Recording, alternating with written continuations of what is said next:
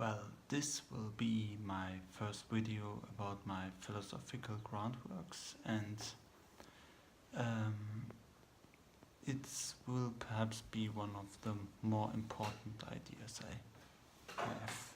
Fuck those hairs. Um, yes. Um, the first thing to mention is that we all live in a realm of appearances. This is just a description of what we see, a word for what we see, what we feel, what we taste, or inner world or outer world. It's just a word to include all. And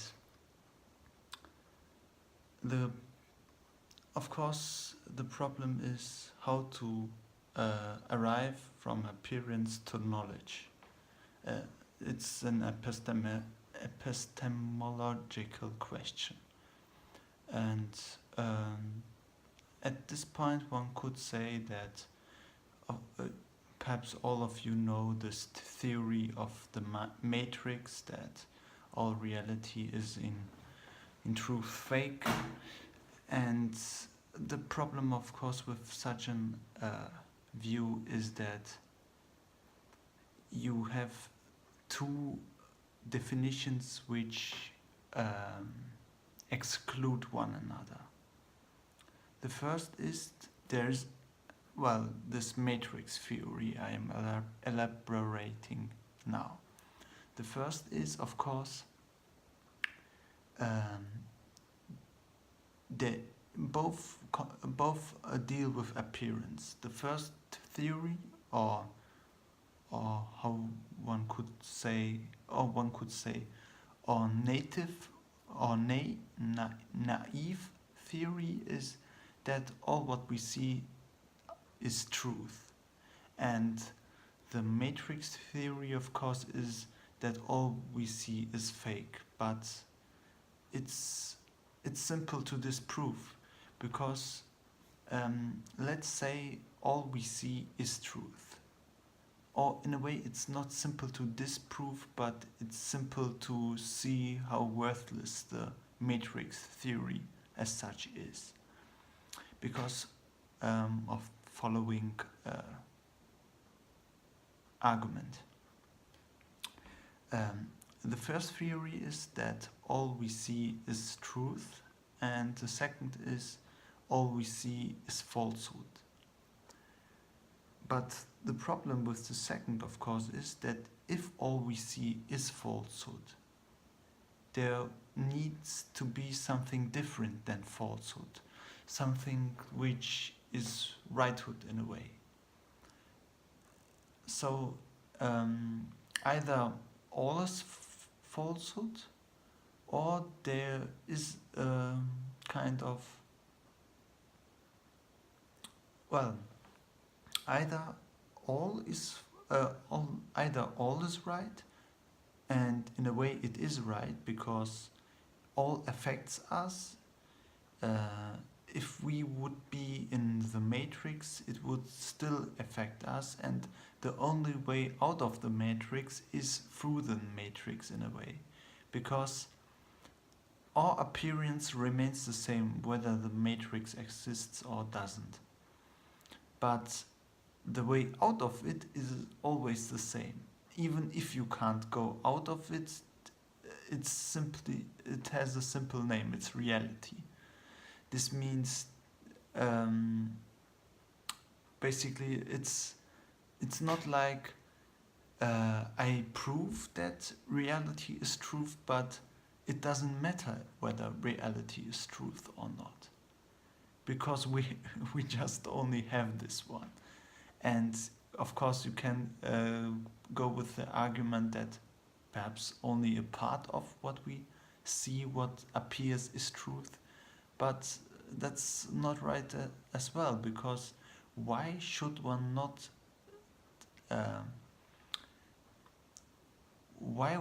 should I diminish the fact that we are affected by our appearance? Everything which affects us is truth in this sense. and therefore we uh, um, at this instant can exclude all the theories of matrices, and even in philosophy it's called Descartes' evil demon. And yes, but there was no theory of mine. Oh, well, perhaps this is my argument, but there was not until now any kind of deep theory. But it will come now.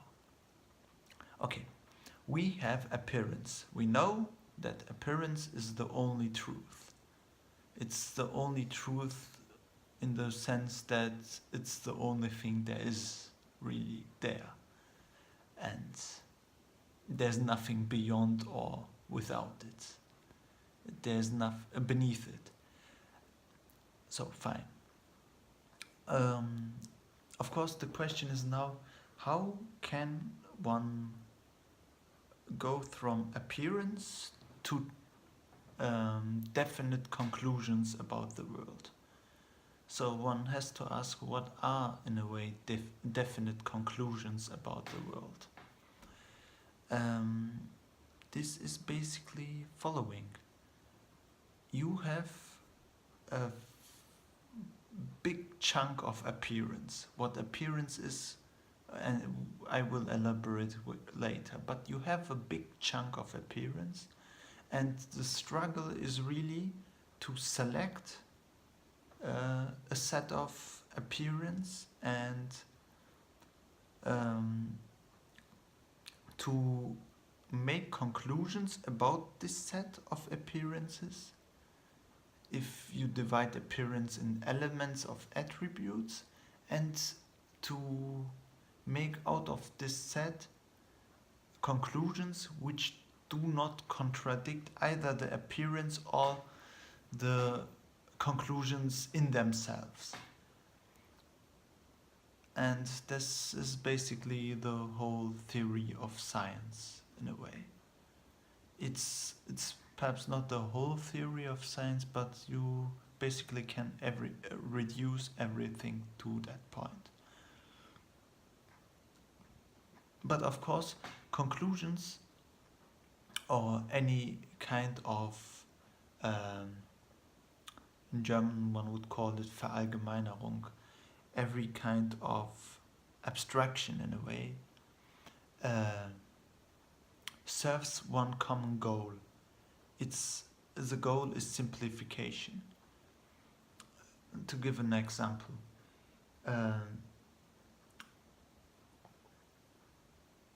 what is it in reality, for example, what I'm talking about? You are a child and you see that things, if you throw them away, fall on the ground. So you have two choices in a way. The first choice is to theorize it as a contingency. That, well, it somehow happens that it falls down, it could go up, and of course you can remember every detail. So the spoon goes down, the telephone goes down as well, I go down as well if I fall, and so on. Of course, if you do that, you have for every object another theory, another particular theory. But if you say there's gravitation and all things with a mass fall down, you have reduced your effort. And to think that, and therefore my point is, there are basically three elements of science.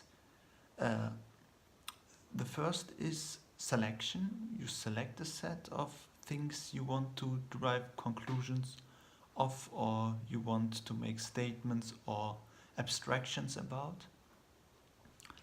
The second is the conclusions,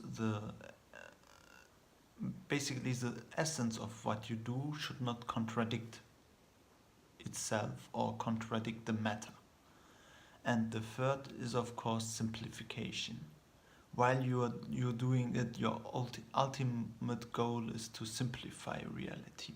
Your goal is not to, I don't know, masturbate with it. Okay, so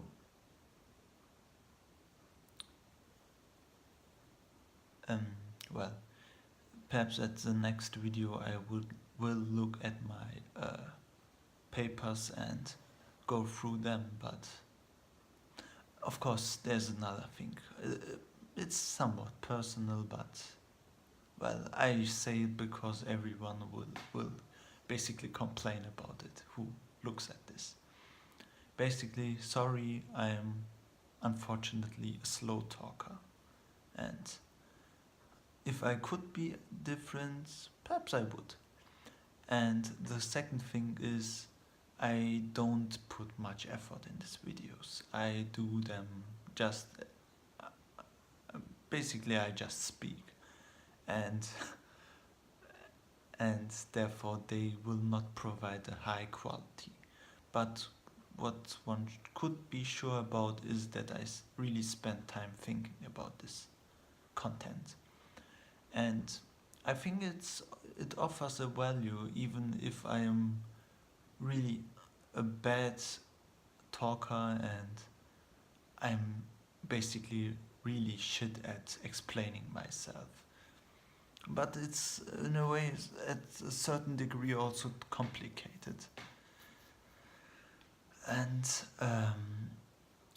there will be many conclusions about what I said, and I will really try to make it step by step and not leave things out. And well, I hope you enjoy it, but I guess you won't enjoy it immediately because you will have to, in a way, get used to my style, which is pretty terrible, I think. And well, my philosophical points are basically axioms, like in math. And if you, for example, argue for death penalty or some kind of other bullshit or against it, I want to provide a system in which one can make claims from one axiom to the conclusion. Let me give an example. If you, for example, want to talk about the nature of women versus men, you need first a theory which explains a lot, which simplifies a lot, and of course which doesn't embroil in contradictions in itself and with the matter. Yes, and I even have a theory about women and men and their differences, and I think it explains a lot. It explains, but I don't want to go too deep into it. Basically, look at it, and perhaps if you have some trouble believing my conclusions, then I will do a follow-up video, because in a way I really want to do something of worth, and if there are gaps in my explanations, there are probably more gaps in my explanations than in my thinking, because I think and then I go and make videos and I forgot half of my arguments, and then basically you just get my opinion, and well, not so cool, I guess. But well, thank you for listening, and I would tell you my name, but I don't know. Later in a job interview they would say, well, okay, I will stop. Bye.